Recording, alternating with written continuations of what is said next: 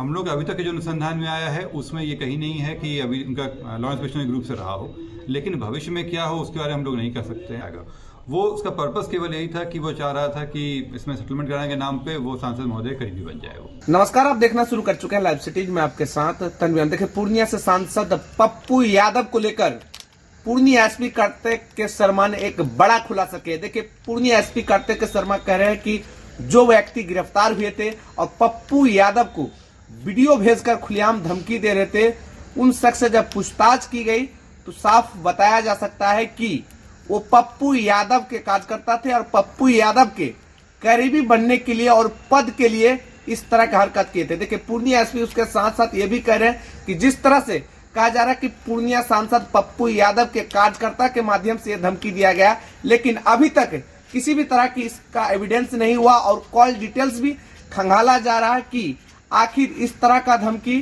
क्यों दिया गया। उसके साथ साथ पूर्णिया एसपी कार्तिक शर्मा ये भी कह रहे हैं कि पूर्णिया सांसद पप्पू यादव को जितनी धमकी आई है अभी तक सभी का एविडेंस के मुताबिक किसी भी गैंग से किसी का कनेक्शन सामने नहीं आया है, लेकिन अनुसंधान हम लोग की जारी है। देखिए, इसको लेकर पूर्णिया एसपी कार्तिक शर्मा क्या कुछ कह रहे हैं, पहले वो आप सुने।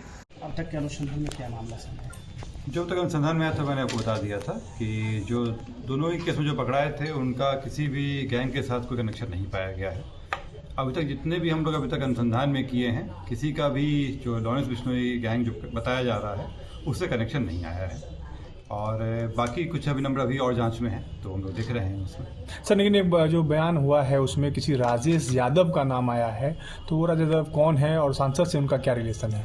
देखिए, जैसे मैंने आपको बताया कि ये जो पकड़ाया व्यक्ति थे उसके द्वारा बताया गया है। हम लोग अभी इसमें एविडेंस कर रहे हैं, जांच कर रहे हैं। इसमें आगे जब एविडेंस आएगा उस हिसाब से फिर आगे कार्रवाई की जाएगी, आपको बताएंगे। सर, राजेश यादव का नाम तो आ गया है सर बयान में, तो राजेश यादव का होगा ना सर, कहाँ का है? मैं आपको वही बता रहा हूँ, जिस तरह से वो दिया है, जो उनके द्वारा बताया गया था वो मैंने आपके सामने रख दिया है। इसमें ये हम लोगों के अनुसंधान का विषय है कि इस पे क्या आता है एविडेंस, साथ में क्या उनका मूवमेंट वगैरह है, वो सब देख के फिर आगे कार्रवाई की जाएगी इस पे। इसके अलावा भी बहुत सारा कॉल आया है जो पाकिस्तान, मलेशिया या अन्य जगह से कह रहे हैं, वो क्या पाकिस्तान से आए या इंडिया में रह के? जैसे मैं आपको एग्जांपल दे रहा हूँ, जो पहला जो व्यक्ति पकड़ाए थे, महेश यादव जी पकड़ाए थे, वो दुबई का नंबर इस्तेमाल कर रहे थे।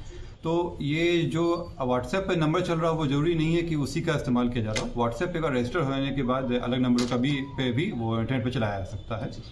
उसी तरह से ऐसे कई मामले आए हैं जिसमें नंबर रजिस्टर्ड कहीं और से कराया गया, लेकिन इस्तेमाल हिंदुस्तान में हो रहा था, और तो उसमें हम लोग कई बार किए।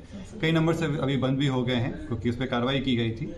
तो ये ज़रूरी नहीं है कि जो नंबर वहाँ से आ रहा हो, लेकिन हम लोग उसी को मान के चल रहे हैं सत्य है और उसका क्या एंगल है उस पर देखते हुए जब तक इसे झुटला ना दिया जा सके। जी, जो आरोपी मतलब आपके पकड़ाया है, क्या उसकी जो है कॉल को खंगाला गया है? तो क्या कॉल रिकॉर्ड में कुछ आया है क्या, इनके तरफ से किसने कॉल कराया था या फिर कोई अमाउंट जो गया है उसको, उसका क्या कोई डिटेल्स पता चला है? मैम, इतना स्पेसिफिक डिटेल्स देना उचित नहीं होगा इस समय, क्योंकि अनुसंधान बाधित हो जाएगा इसमें।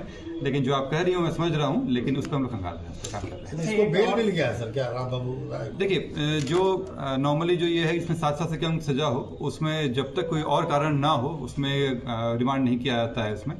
और इस मामले में भी कोई और नहीं बैठ रहा था, इसलिए उनको बेल दिया गया। ये जो बीएसएस का जो नया है उसका हमको तय किया गया है। अच्छा, रात में फिर धमकी की बात आ रही है सांसद की, क्या इसमें कुछ? जैसे मैंने आपको पहले भी कहा कि हम लोग अभी तक के जो अनुसंधान में आया है उसमें ये कहीं नहीं है कि अभी उनका लॉरेंस बिश्नोई ग्रुप से रहा हो, लेकिन भविष्य में क्या हो उसके बारे में हम लोग नहीं कह सकते हैं। हर एक थ्रेट को हम लोग मान के चलते हैं कि नया थ्रेट है, इसमें हो सकता है कि कोई संभावना रही हो जिसमें थ्रेट हो इनको। भले ही पहले के जितने भी आए हों उसमें अब तक नहीं पुष्टि हुई हो, लेकिन हर एक थ्रेट को हम लोग सीरियसली लेते हैं। लेकिन जो थ्रेट आ रहा है उसमें लोग काम कर रहे हैं। क्या कॉल डिटेल्स वगैरह खंगाला जा रहा है? क्या उसमें किया जा रहा है वो मैं आपको नहीं बता सकता। सर, महेश पांडे जो नामक युवक पकड़ाया था पहला, और जो बता रहे थे उसमें कि हम लोग जांच करते हैं उसमें, अगर उसमें लगता है कि इस तरह कुछ है तो फिर हम आगे बढ़ते हैं। सर, महेश पांडे नामक जो युवक पहला पकड़ाया था उसको पुलिस रिमांड पे मिली थी, तो क्या उसमें भी किसी सहयोगी या किसी और व्यक्ति का उसमें नाम का जिक्र वो किया था कि नहीं? जैसे उसने बताया था कि वो पहले मिला था, उसमें कुछ लोगों के भी बताए थे वो, लेकिन उसमें कोई ऐसा हार्ड एविडेंस अभी तक नहीं आया था इसमें कि कोई इस पर कराया गया। वो उसका पर्पस केवल यही था कि वो चाह रहा था कि इसमें सेटलमेंट कराने के नाम पे वो सांसद महोदय करीबी बन जाए। वो क्योंकि वो कुछ दिन पहले ही वहाँ से हटा था, तो वो एक अपने ही वेस्टर्न इंटरेस्ट के लिए कर रहा था। सर, राम बाबू का मोबाइल मिली थी जिसे धमकी दिया था? जो धमकी दिया था वो नहीं मिला, उनकी जो वीडियो है वो मिला है। तो सुना आपने, हमारे साथ थे पूर्णिया एसपी कार्तिक के शर्मा। देखिए पप्पू यादव को लेकर एक बड़ा खुलासा किया। देखिए जिस तरह से कहा जा सकता है कि पप्पू यादव के कार्यकर्ता के तरफ से इस तरह का धमकी दिया गया, लेकिन पूर्णिया एसपी ने खुलासा कर दिया कि इस तरह का कोई बात नहीं, लेकिन पप्पू यादव के करीबी बनने के लिए इस तरह का हथकंडा अपनाया था और पप्पू यादव को वीडियो भेजकर इस तरह की धमकी दी थी। लेकिन कॉल डिटेल्स सभी की जारी है और अनुसंधान भी जारी है, और जो सांसद पप्पू यादव को जो धमकी दी गई उन सब का भी एविडेंस जारी है। लेकिन जो भी अनुसंधान अभी तक किया गया, लेकिन किसी भी कनेक्ट से, किसी भी गैंग से कनेक्शन अभी तक पाया नहीं गया, लेकिन अनुसंधान प्रशासन कर रही है। लाइव स्विच के लिए पूर्णिया से तनवीर की रिपोर्ट।